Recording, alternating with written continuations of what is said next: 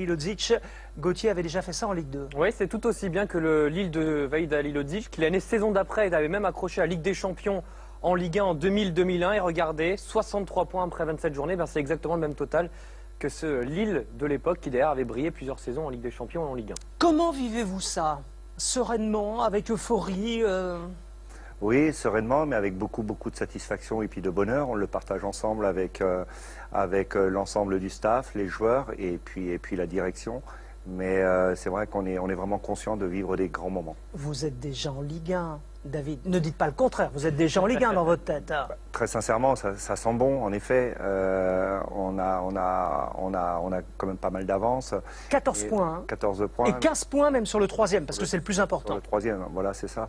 Mais ce qui nous intéresse dans un premier temps, c'est de continuer à prendre du plaisir. Vivre des saisons comme ça, c'est très rare. Est-ce que vous préparez déjà la saison prochaine en Ligue 1 ou pas? Non, on ne la prépare pas. On a vraiment envie de vivre le présent avec ce groupe-là. C'est une année très singulière, donc on a envie d'en profiter le maximum tous ensemble. Pour placer un petit peu juste la saison de Reims, Reims a 63 points, on vient de le voir. L'année dernière, le champion Strasbourg avait 67 points.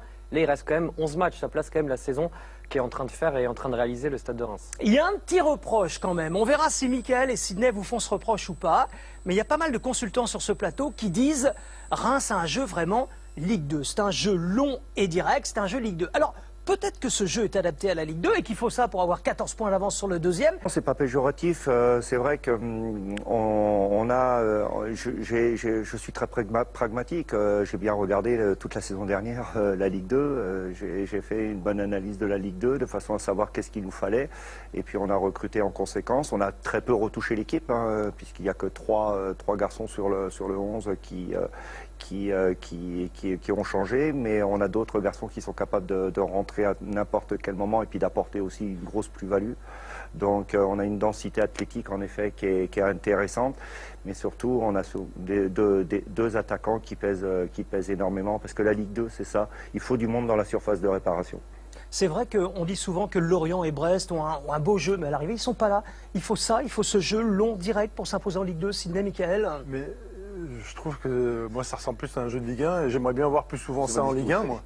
D'avoir un jeu autant porté vers l'avant, jouer dans la verticalité le plus possible, jouer avec 4 attaquants. Moi, une année à Cannes, on jouait avec Luis Fernandez, il nous faisait jouer avec 4 attaquants et on est monté en Ligue 1 parce que voilà, on joue l'attaque et je trouve qu'au contraire, c'est plus adapté à un jeu de Ligue 1 qu'à un jeu de Ligue 2. Je sais pas, Ligue 2 c'est beaucoup plus physique dans le combat et même s'ils ont ça. Hein. Mais après, voilà, c'est ça qui va faire la différence. Hein. Mais c'est un jeu rapide vers l'avant, mais c'est pas dégagé. On voit bien sur chaque séquence, c'est recherché, on cherche soit un appui, soit un côté. C'est pas fait n'importe comment, c'est pas dégagé en touche pour dégager, c'est un jeu de transition très rapide, après avec du monde de façon offensive. Et après, voilà, il faut être efficace aussi, donc tout est réuni, et pour moi, c'est un jeu que j'apprécie. On a passé un moment où on était souvent dans la conservation. Malheureusement, toutes les équipes ne peuvent pas se permettre de conserver le ballon pendant des séquences énormes. Donc voilà, jouer de cette manière, c'est adapté aussi aux joueurs qu'on a, et je trouve ça très bien. Et la preuve, c'est que Reims a 14 points d'avance aujourd'hui. Ça veut dire que c'est le jeu que Reims pratiquera également la saison prochaine en Ligue 1. Si vous montez, il y aura un gros turnover ou pas? Non, on a beaucoup de qualité dans notre groupe déjà, mais il faudra aussi s'adapter aux grosses individualités qu'il y a en Ligue 1. Mais juste pour revenir là-dessus, au fait que vous voulez demander s'ils garderaient le même jeu, il y a des équipes comme Strasbourg, des équipes comme Troyes, des équipes comme Amiens, qui ont gardé le même jeu, Dijon, qui ont gardé le même jeu avec cette philosophie d'attaque, de faire du jeu, du moins d'aller vite vers l'avant. Et on le voit, ça paye. Ça paye. Alors un mot quand même, David, vous vouliez intervenir? Oui, il y a 3-4 ans, Reims avait été finaliste de la Gambardella, avait même fait 2014. la Youth League. Voilà, avait fait la Youth League. Est-ce que c'est cette équipe qui a mûri, vous appuyez sur cette ossature de jeunes joueurs d'il y a 4 ans, 3-4 ans? C'est des garçons que j'ai eu le privilège d'avoir avec moi au centre de formation. Donc un tiers de l'effectif est composé de garçons du centre de formation, avec lequel on a fait de belles choses en effet ensemble. Donc je les connais parfaitement, ils me connaissent aussi très bien. Donc ça nous permet de continuer notre histoire.